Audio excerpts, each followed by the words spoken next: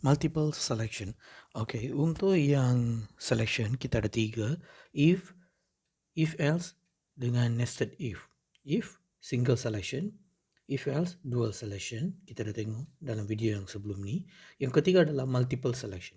Okay, multiple selection ini lebih kepada pilihan yang lebih daripada dua lah. Kita kata multiple selection. So then when the condition is true, dia akan perform action. When the condition is false, dia akan stop. Okay, contohnya, if condition pertama, action dia. Else if condition kedua, action dia. Seterusnya sampailah ke condition yang terakhir. Kalau condition terakhir, biasanya kita letak else. So, bila else, dia tidak akan ada bracket sebelah dia. Bila else if, dia akan ada bracket. Bila if, dia ada bracket. Contohnya, itu untuk sudut. Kalau kita ke flowchart pula, dia mula daripada condition pertama. Bila true, di sebelah kanan, dia buat action dia dan turun ke bawah. Bila false, dia turun ke action yang kedua. True, dia buat action kedua. False, dia turun bawah. Sampailah ke last action dia. Okay. Ini example of question. User akan masukkan determine whether number is positive, negative ataupun zero. Okay. Begin and input number. If number is more than 0, print positive. Else if number less than 0, print negative. Else print 0 dan last and if and. So kalau kita tengok sini, untuk else saja yang tak ada condition. Sebab else ni selain daripada semua yang di atas. Okay, itu adalah else. Okay, ini contoh untuk flowchart untuk multiple selection. Begin and input number ataupun kita kata read number, term yang paling betul lah, read number, turun. Bila number lebih besar daripada kosong, true, dia akan print positif. Bila false, dia turun bawah. Dan bila number kurang daripada kosong, bila true, dia print negatif. Bila false, dia turun bawah dan dia akan print 0. Dan dia akan bertemu selepas 0 tu daripada yang sebelah kanan tu akan sampai dan mereka akan sampai ke penghujung n. Okay, soalan yang kedua, the largest number among 3 number entered by user. Okay, first kita akan readkan 3 number, num 1, num 2, num 3 ataupun kamu nak guna ABC pun boleh, tak ada masalah. XYZ pun boleh ya. Read ABC. If A lebih besar B and A lebih besar C, maka saya anggap largest adalah A. Else if B lebih besar daripada A, B lebih besar C, saya anggap B adalah largest. Dan else if saya buat C lebih besar daripada A dan C lebih besar daripada B, maka largest adalah C dan if print largest. Okey, kalau kita tengok yang soalan ini, dia tiada else. Kalau kita betul-betul tengok sini, dia tiada else, di mana last condition dia else if digunakan. Boleh juga letak begitu. Tapi bila kamu guna else if, bermaksud condition mesti ada sebelah dia. Contohnya dalam soalan ni, condition berlaku selepas else if C lebih besar daripada A. Katakan kamu tak nak guna else if, kamu nak guna else saja, boleh. Bila kamu guna else saja boleh, tapi tidak perlu ada condition di belakang else itu. So kita hanya tulis else dan di bawah tu largest sama dengan C. Dan kita and if kan, kita keluar daripada and if dan seterusnya kita print largest. Okay, kita print largest dan n. Okay, ini contoh flowchart dia. Input ABC, kalau A lebih besar B and A lebih besar C, true dia print A, false turun bawah ke condition yang kedua, true dia print B, false dia turun bawah dan dia akan print C. Ini berlaku untuk print. Kalau kamu nak buat selepas semua condition, boleh juga. Tapi ini cara yang betul lah untuk kita tengok. Setiap satu dia print juga. Okay. Soalan yang ketiga adalah programming will assign to find first code untuk degree in multimedia, second untuk degree in networking, third one is degree in robotics. Itu yang kamu akan cuba buat. Okay, input code. If code equal 1, print degree in multimedia. Else if code equals to 2, kita print degree in networking. Else if code is equal to 3, kita print degree in robotics and if. Okay, disebabkan dia adalah sudut kod, so dalam satu equal tu pun okey, tak ada masalah. Sepatutnya untuk kalau masuk dalam condition untuk mana-mana if statement ataupun mana-mana while statement yang equal, dia kena 2 kali equal. Nanti kita akan belajar detail lah bila masuk bahagian itu. Tapi bila pseudocode tak ada masalah, kita letak tu betul lagi lah. Okay, ini untuk yang flowchart begin and input code equal to 1, true dia print sesuatu, false turun bawah, dan kedua dia print true dia print degree in networking, false turun bawah lagi, yang ketiga tu kalau true dia print degree in robotics, dan semuanya akan turun bawah ke end. Okay, so yang seterusnya adalah repetition control structure. Okay, kita ada repetition control structure. So repetition ni bermaksud berapa kali dia ulang, banyak kali dia ulang. Itu specify a block of one or more statement that are repeatedly executed until a certain condition is satisfied. Keyword yang kita akan guna while ataupun for. While ataupun for. W-H-I-L-E while, F-O-R for. Mana-mana satu. So kita guna while saja untuk pseudocode dengan flowchart. Kita guna while dulu. While selagi condition, syarat ini digunakan, loop body bermaksud dia akan buatlah kerja itu selagi syarat itu dipenuhi, dan dia hanya akan keluar daripada while tu and while bila dia melepasi syarat tu. So untuk buat tu kita ada dua jenis repetition control structure ataupun looping control structure. Satu kita panggil counter control, kedua adalah sentinel control. Counter control, sentinel control, two types of repetition control structure. Okay, first one, what is counter control? Counter control dia ada 3 bahagian yang penting kamu kena tahu. Initialization, evaluation, updating. Ataupun initialization, condition, yang ketiga adalah increment ataupun decrement. Okay, initialization, condition dan increment ataupun decrement. Initialization ni apa? Set a value to a loop. Sebelum mula kita nak mula dari darah mana? Itu kita set dulu, itu initialize. Kita mula di mana? Condition, iaitu evaluation. Kita nak tamat di mana? Itu yang kedua. Ketiga, updating. Adakah kamu akan bergerak ke depan ataupun bergerak ke belakang? Adakah increment, penambahan berlaku ataupun pengurangan berlaku? Okay, so kita tengok contoh dia. Start, end. So variables yang kita guna, pembuluhan yang kita akan guna nanti adalah counter dan sama dengan kosong. Bermaksud di situlah saya akan mula. Initialization saya tu, di situlah saya mula. Dan while, selagi counter saya kurang dari 10, saya akan buat kerja saya. Selagi counter saya kurang daripada 10, saya akan buat kerja saya. Statement block tu akan dilakukan. Itu adalah evaluation ataupun condition saya. Ketiga adalah counter equals to counter plus 1. Counter equal counter plus 1 adalah updating. Okay, updating ataupun increment ataupun decrement. Okay, saya mula daripada kosong, saya masuk looping dia, saya buat kerja saya. Sebelum saya keluar and while tu, increment berlaku kepada counter saya. So bermaksud counter tu menjadi 1. Counter equals to counter plus 1. Counter asal dia kosong, tambah 1, sekarang counter menjadi 1. Dan saya naik balik, counter 1 kurang daripada 10. Ya betul, dia akan masuk. Dia akan buat kerja balik. Sebelum naik, counter sudah jadi 2. Dia masuk. Sampailah jadi 10. Bila dia last number 10 tu, 10 kurang daripada 10. Maka dia tidak akan buat dan dia akan keluar daripada looping tersebut. Okay, contohnya, saya nak print, I love programming for 10 times. Bagaimana kita nak selesaikan masalah ini? Okay. Kita boleh print start, stop, begin, end. Ini betul kan? Start, stop. Okay, print I love programming. I love programming. Ini adalah contoh yang biasa kita buat lah. 10 kali kita tulis, 10 kali lah kita tulis I love programming. Ini kita panggil sequence approach. Tapi kita nak buat dalam bentuk looping. Sebab katakan kalau dia 100 kali, kalau dia 1000 kali, macam mana kita nak buat? Kalau 10 kali, okay kan, tak ada masalah. Okay, apa yang kita akan buat? Kita akan guna looping.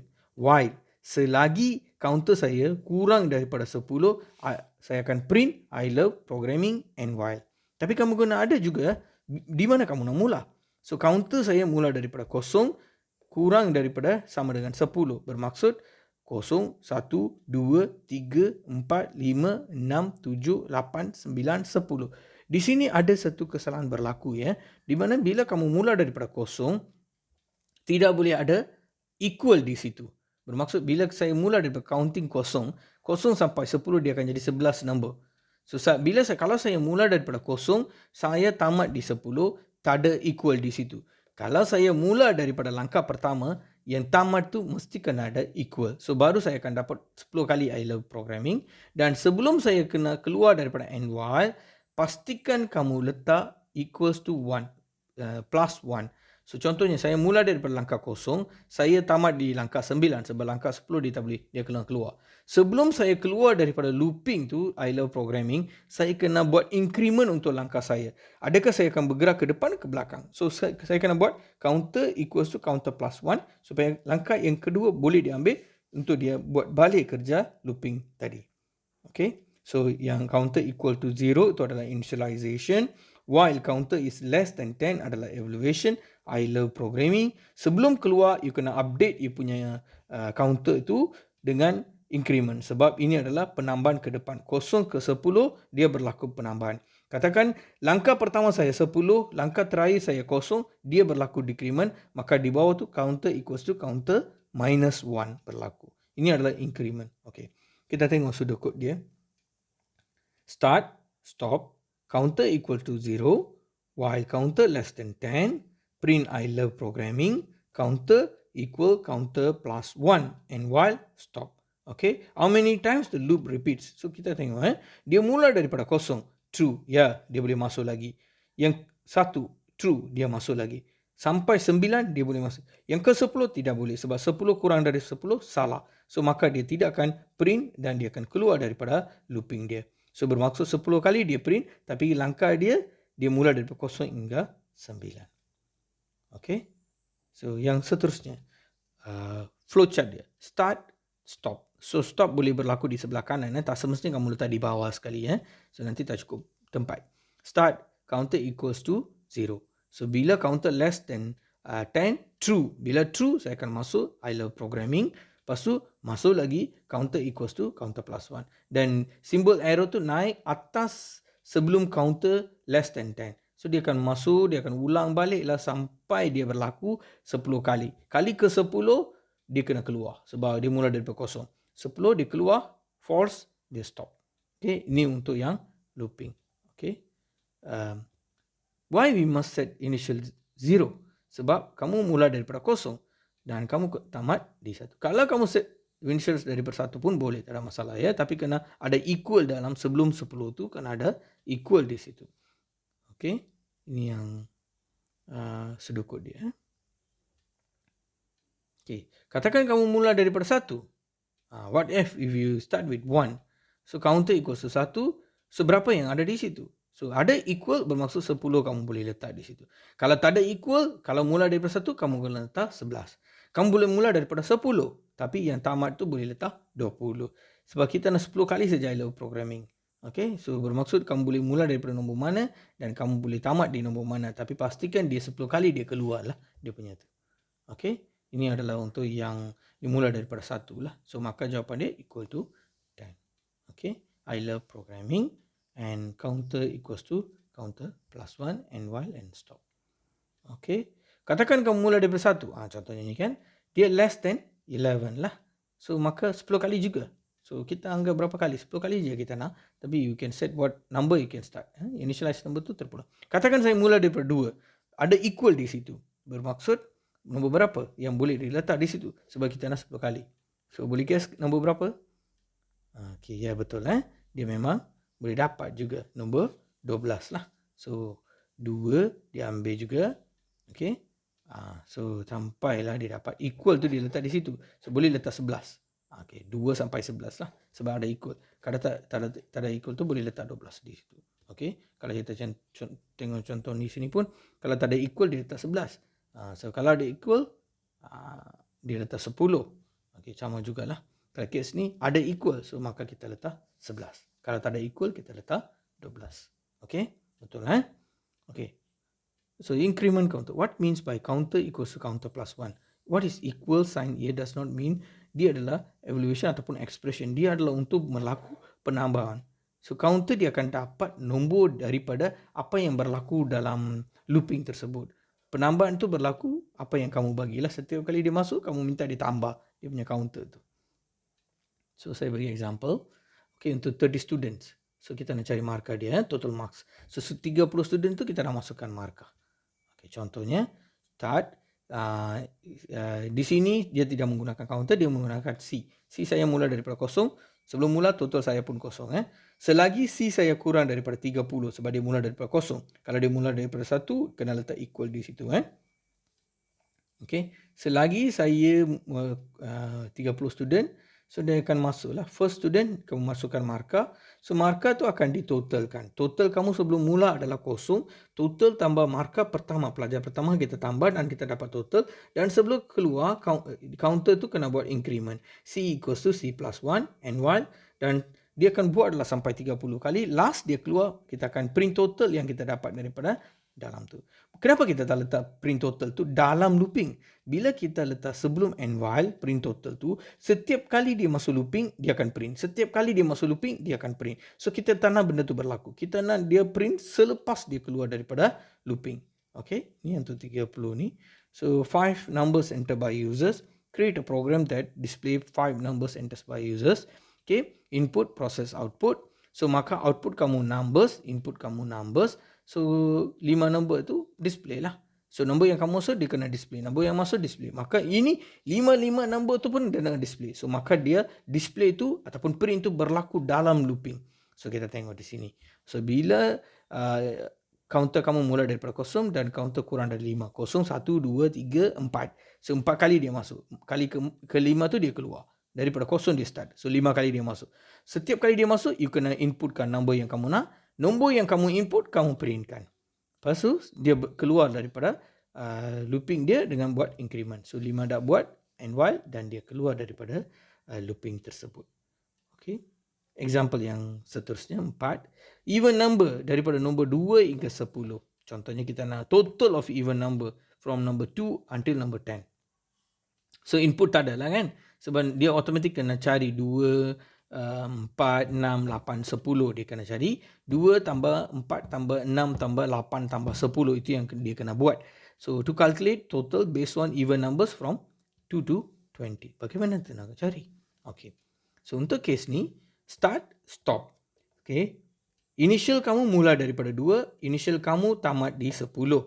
Dan C equals to C plus 2. Setiap kali dia masuk, nombor tu akan plus 2. 2 tambah 2, 4. 4 tambah 2, 6. 6 tambah 2, 8. Dia macam tu lah kan.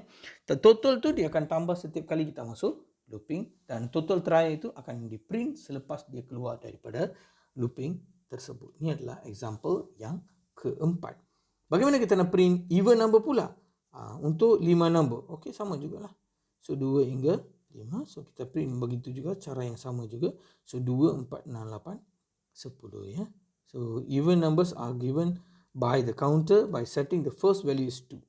Okay, kalau kamu nak masukkan even number setiap kali itu susah sikit. So kita set automatic dia keluar dari situ. Okay. Yang seterusnya adalah sentinel control. Apa tu sentinel control? Tadi counter control. Apa tu sentinel control? Sentinel control ni dia hanya ada condition saja. Dia tidak initialize, dia tidak kamu setkan nilai awal dan kamu juga tidak akan setkan increment. Dua-dua tempat tu kamu akan ganti dengan input by users. Okay, the number of loop is not known for before the loop begin executing. Kamu tak tahu bila nak mula. The number will stop when the sentinel value is reached. Itu kamu tahu bila dia akan berhenti. Bila nilai ini sampai dia akan berhenti. Tapi kamu tak tahu pun apa nilai yang akan membuatkan dia berhenti. So bermaksud kamu tidak ada permulaan dan kamu juga tidak ada increment. Dua-dua tempat tu akan diganti dengan value yang akan dimasukkan oleh user. Okay. So ini adalah contoh. So kita tengok soalan dia. Okay, contohnya. Create a program that calculate total marks entered by user until user enter -1. User masukkan whatever number, dia ambil je. Last number dia masukkan -1, semua akan berhenti tiba-tiba. Okay. So bermaksud, kamu akan cari total, marks akan dimasukkan oleh user. Tapi proses dia apa? To calculate total based on marks. Repeat until mark is equal to -1. Okay, contohnya. You will create a program to calculate the total of marks entered by user until the user key in -1. Contohnya, start kosong. Input mark, kalau kamu tengok sini, tadi C sama dengan kosong. Tapi di sini input mark. Okay. Yang awal tu initialize tu diganti dengan read mark ataupun input mark. While mark is not equals to -1. While mark, kalau boleh buat bracket, mark not equal to -1, dia akan masuk di situ. Selagi tidak sama dengan yang di situ, dia akan masuk. Total equal to total plus mark. Okay, kamu akan masukkan markah kamu. Lepas tu and while, dan sebelum and while tu kamu, biasanya sebelum and while apa yang kamu buat? Kamu buat C equals to C plus 1 ataupun counter equals to counter plus 1 untuk increment biasa. Yang tu untuk counter control. Tapi untuk case ni, kamu akan inputkan balik marks yang kamu inputkan di atas tu.